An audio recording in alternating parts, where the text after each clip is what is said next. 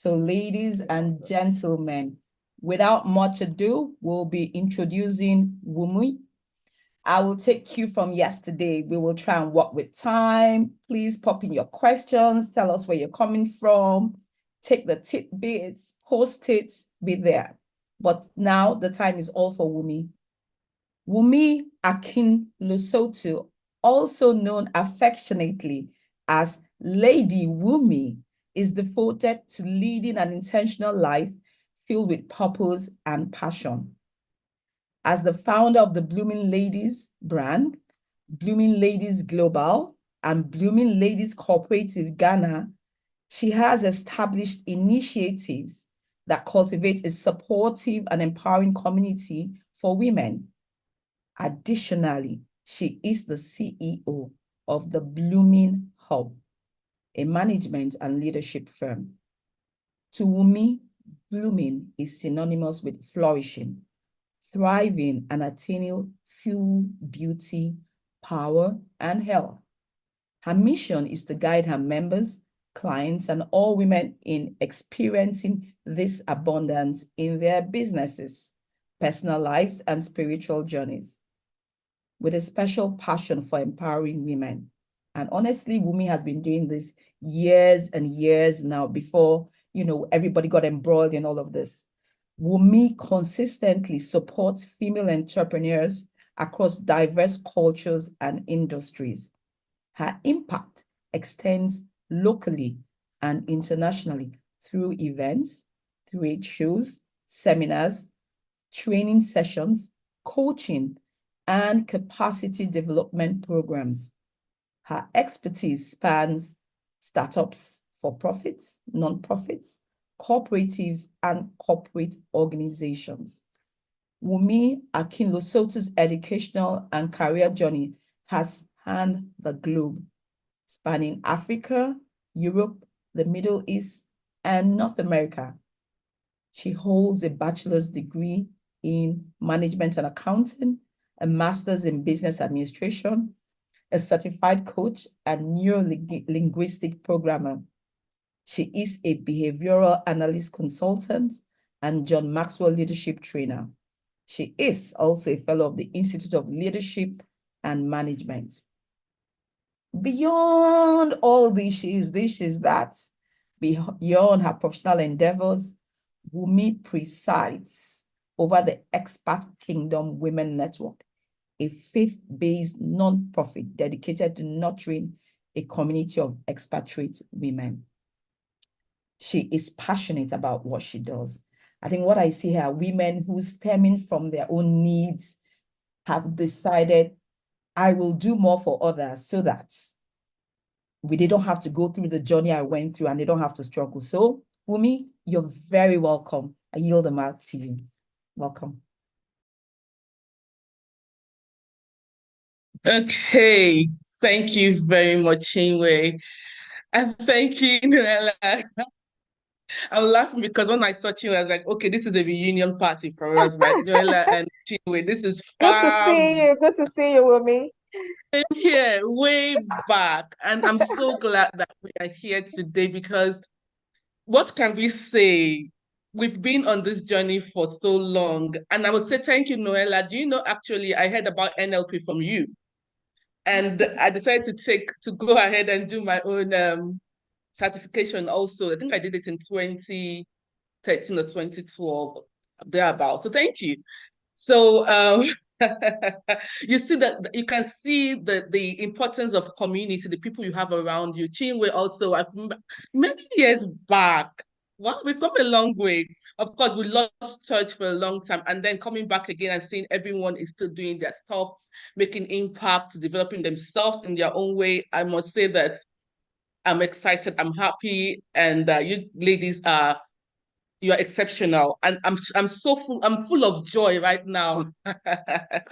So I just want to encourage anybody that keep doing what you're doing. The small steps you take today, the small step you take tomorrow, it's going to add up together. Sometimes you don't see the change you want to see. Sometimes you feel, am I making any progress? Is anything worth it? Don't stop. Don't stop. You wouldn't know until when you look back And I must tell you that it's worth it. It's worth. So thank you, Nola, for putting this together.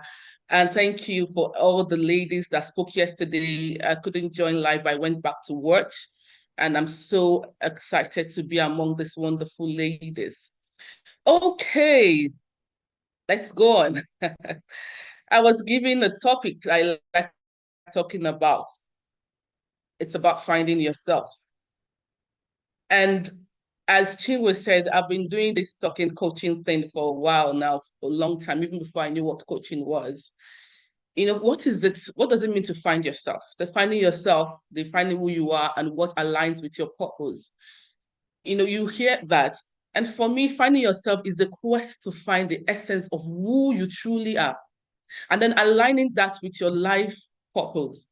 We live in a world that is very noisy. It's bustling with noise and distraction. And if you're not careful, you can lose sight of yourself amidst the chaos that we face, right? And this question of finding yourself is something that has been for years and ages. It's not a new thing. It's not something that is new. And that's why we have psychologists trying to come up about with personality type, character, and strengths and weaknesses and co, because it's been a topic of interest for ages, for hundreds of years now. You know, at its core, it's about defining who you are. It's about understanding your values, understanding your passions, and the unique facet that makes you who you are. A dear friend of mine, Angel McDestin, I think she's on this call. She always says that define yourself before the world defines you. Because if you don't find yourself, I'm telling you that there are people out there that are willing to coin you into becoming who you are not. And even if it's not intentionally, just because you've not taken time to define who you are, to define what's your purpose, understand your purpose. I won't say define, uncover your purpose and really understand what are your values, understanding who you are and what you really bring to the table of life. Like I like to say, you know, so you know it, you can become who you don't want to be. That's something that they used to say back then, that if you do nothing, that if you, how they say it, that okay, if you don't do anything, you fail, right? So you can be successful, you have to prepare to be successful. You do nothing, then you fail, right? You don't need to do anything actually to fail. You just don't do nothing, fail.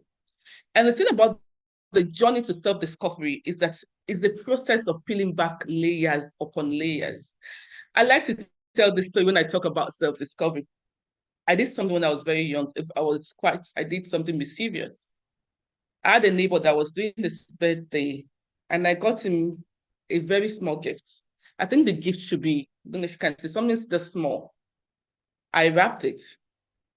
For those of us that grew up in Nigeria, who can remember the St. Louis sugar, those cube sugar? Yes. So I wrapped it, I put inside that sandwich. I wrapped that one again. I got a bigger box, put it inside. I now send my younger brother, but this time this was like as big as some, like send my younger brother to go to their house to go and deliver it. And of course, when this gift from his mom, his siblings went to see what was inside. And of course, instead of uncovering it one by one, remove this wrapper, open, nothing. Remove the next until you got to the little tiny thing there. Of course, the good thing is that for you, when you are unraveling yourself, the good thing for you is that you will not get to something tiny. You'll find gems, and then you find gifts. You find things that even yourself, if you didn't take that time to unravel you, to see what it is that you have inside of you, you'll be surprised. Someone says that your gift, your talent, everything God that's given to you is God's gift to you. Your gift back to Him is what you make out of it. But if you never took time to unravel what that gift is, or what your uniqueness is, or what is it that you bring to the table, or what is it that makes you different and makes you unique, then what's your gift to the world or to God, right? So I like taking that story because it just gives me that visual thing to see. So unraveling the influences that even shaped you, and confronting the authentic self that lies beneath. Because the thing is that we are all a combination of how we grew up, right? Our nurturing, our DNA, and even the life experiences that shapes you. So it's all combination of this. And being able to sit down to unravel these things and confront, to really know who are you, who is the authentic self, what is it that lies behind, and understand how things have shaped you, how they affected you, and deciding, do I want to continue like this? I can continue telling my story because this is how I am because of this. But do I want to continue that narrative, or I want to change that narrative and begin to do a work on me? So for me, finding yourself is an adventure into depth of your own thoughts, your feelings, and your aspiration. It's aligning with your purpose. It's the compass that guides your journey, right? Our journey, I wish I can tell you your journey is going to be straight, because mine hasn't been. Mine hasn't been. And I can tell you that for many people that are going to be on this call that will talk, they will tell you that the journey is not been straight. It's been sometimes that details that you don't even think that will be there, that you never investigate, right? There are things that you would face that you never dreamt you were. But then that's where courage comes in. But aligning with your purpose will help you and be a compass that will guide you through the journey of your life, to help you to make the right decisions. And finding yourselves about being always making decisions that resonate with your core values. So it can be in harmony with your beliefs, your belief system. For me, I think finding yourself, when I think I know, is not something that will fall on your lap. It's a journey that you need to take and being intentional about it. It's a pursuit for me, it's a pursuit of purpose. And it transforms your everyday life, even the mundane things that makes it move from being ordinary to extraordinary. Right. I'm looking at time. How am I doing with time, please? Yeah. No, it's time for questions now, but I think you kind of captured most of, everybody's just quiet and listening. So okay, you said a lot of things, in snippets and in the story you told, but I'll just, before I get to the questions, the process of peeling back the layers, you talked about that while giving us the visual of the gift you gave. You also mentioned that we need to confront our authentic self. It lies beneath, and that the process of our confronting this authentic self to live for who we should be is a journey, it's an adventure. That's who we are. You spoke about our gifts, but you know what? Let's go to the questions, because it's not for me to summarize for you. You always do an amazing job with me. Can you please elaborate on the significance of self-reflection and introspection in the process of finding oneself? I think you've touched that somewhat, but if you could just elaborate. Yeah. Are there any specific exercises, specific, techniques for us to achieve this, this goal, for this process? Oh, thank you very much. I think I said that self-discovery doesn't fall on your lap. And I also spoke about the fact that we live in a time that is very noisy. Not to date myself, I'm not so old, at least I have a lot of people that might be older than me on this call. But when we were growing up, because I grew up also in Africa, we didn't have 24 hours TV. Yeah. Right. We didn't have internet. We didn't have mobile phone. I'm talking about when we were teenagers and even younger than that. So you could go to bed by 9, 10 and everything is quiet. You could be on your bed and actually reflect. And nothing is pinging beside you that you quickly want to check. You're not remembering that, oh, I've not checked my Instagram. So self-reflection, introspection is important, but we need to be now, unlike before that. Like, for example, when I was younger, when I was a teenager, I was in secondary school, before I go to bed, before I sleep off on my bed, I tried to think about how my day went. What did I do? Oh, I spoke to this person that way. Should I have said that? Should I have done something better? Because I have that space, So there's no way we are going to find ourselves. There's no way we're going to find our purpose. There's no way we're going to have self-awareness if we're not intentional about reflecting. Reflection. Reflection and introspection. Like you're looking inside, really. You're thinking about it and asking yourself questions. And asking yourself, okay, this is what happened today. This is how I spoke to this person. How should I have spoken? Or I did not talk out, so I didn't speak out today in office when I could have spoken, or I had an idea. Or this person did this, I was angry, but of course, I'm not saying that you should burst out in anger, but could you have been assertive? Could you have said something? No, those kind of questions. It also reflects on who you are, shows you what is your natural inclination way of doing things. Yeah. Thank you so much, Wunmi. And I think you've actually touched a bit on the second. No, it's not that. You actually moved from the first question and kind of touched the second question, because second question says, could you share a personal pivotal moment in your life when you realize the importance of aligning with your true self? How did this experience shape your perspective on self-discovery? You've talked about it as when you were growing up and how every time before you go to bed, you reflect, could you have done this better? You've also actually, I think, taught the third question. What strategies or practices do you recommend for individuals seeking to define their true identity and purposes in life? How can one, I think this is one that you need to really touch on, how can one navigate this journey effectively? Because intentional introspection, reflection has taught this, but how can one navigate this journey effectively? Share. Effectively. Okay, thank you very much, Chinwe.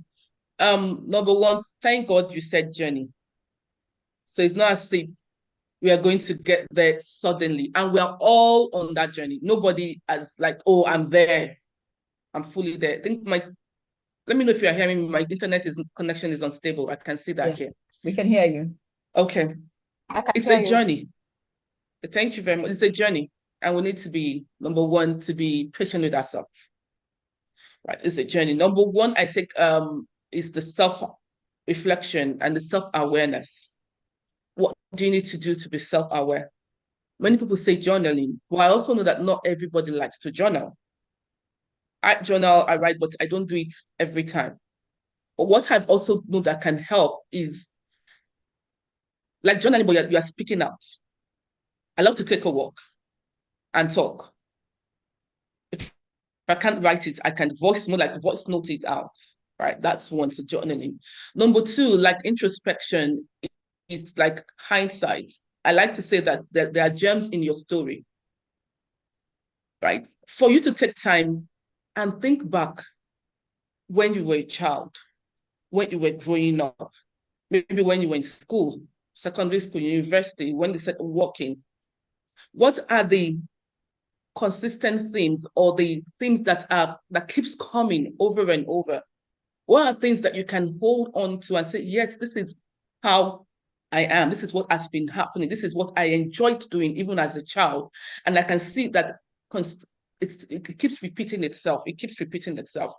Because you need to dig into the truth is that as a coach, and I know that and I believe that all the answers are in you. Most of the answers are in you.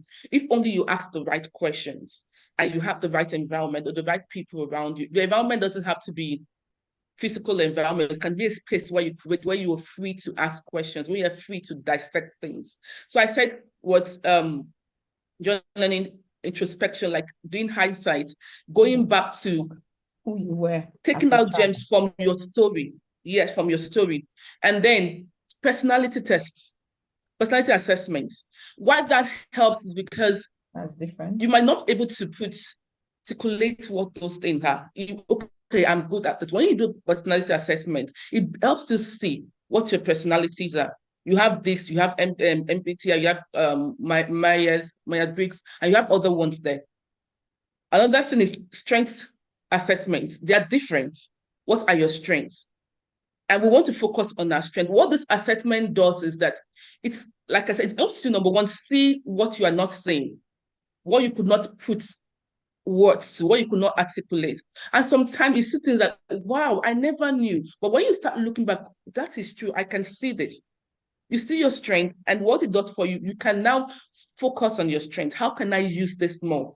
Then finally, I was going to say something. What is that thing? I was going to say something. Okay, I'm talking about your story, going back to your story, self-reflection. I've spoken about personality assessment. Yes, feedback.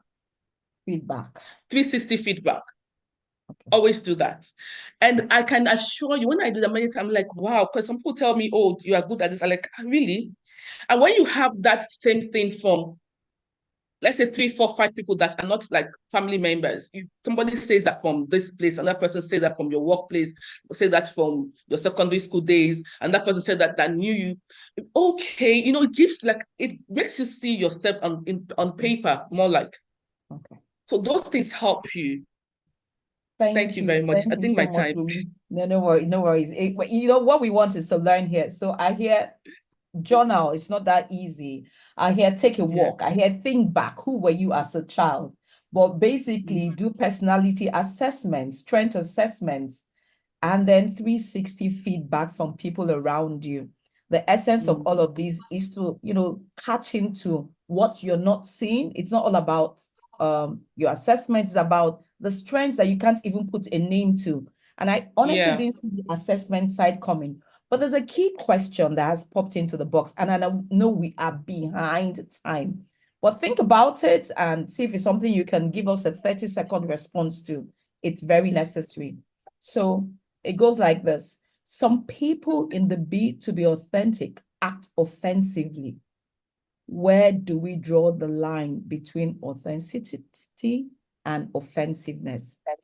If you think you can deal with it in detail, pop it in the chat. But just give us a one-liner, two-liner that helps. Okay.